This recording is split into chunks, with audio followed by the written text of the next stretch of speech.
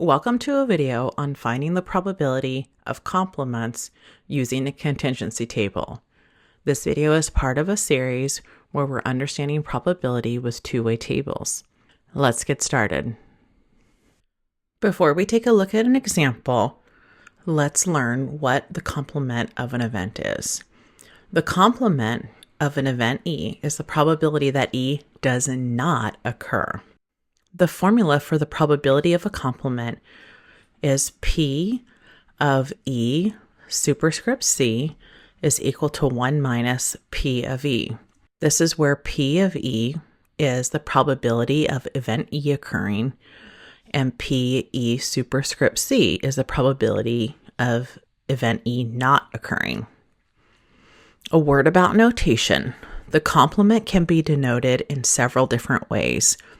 Some will use E with the superscript C to denote the complement of an event. Others will use E with an apostrophe, and you will also see E with a bar over it to denote the complement. You could also use different letters instead of the letter E.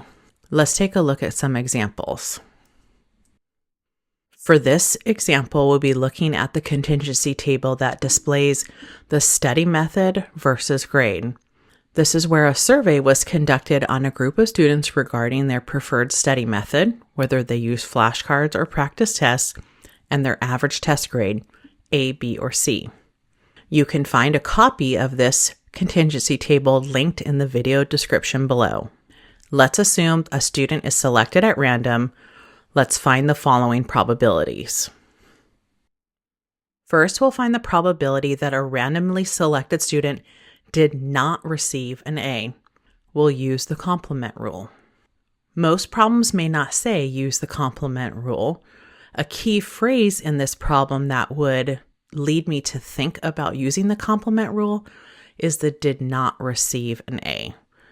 Whenever you see that phrase, did not, that's usually a key that you might want to consider using the complement rule.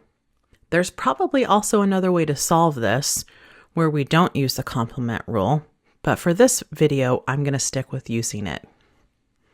When you use the complement rule, you first find the probability of the original event. So in this case, let's start by finding the probability that the student gets an A. So to do this, we'll find the number of students who got an A and divide it by the total. From the table, we can see that there were 29 students who got an A out of 72 students total. That means that the probability the student got an A is 29 out of 72. Let's use our calculator to convert this to a decimal. As a decimal rounded to 4 places, this would be 0.4028. However, this does not actually answer the question.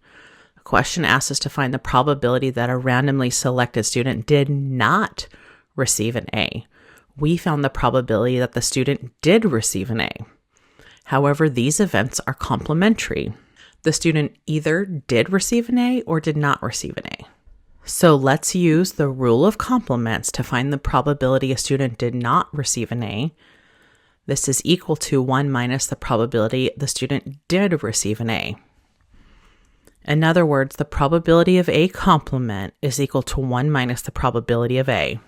Since we just found this value, let's do 1 minus 0.4028.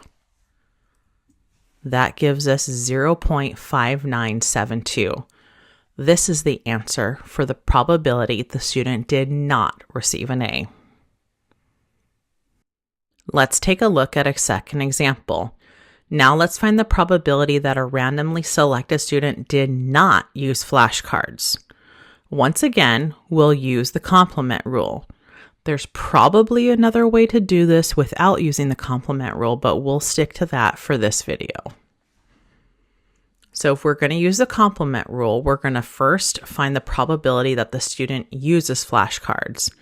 So we want to find the total number of flashcard users over the total number of students.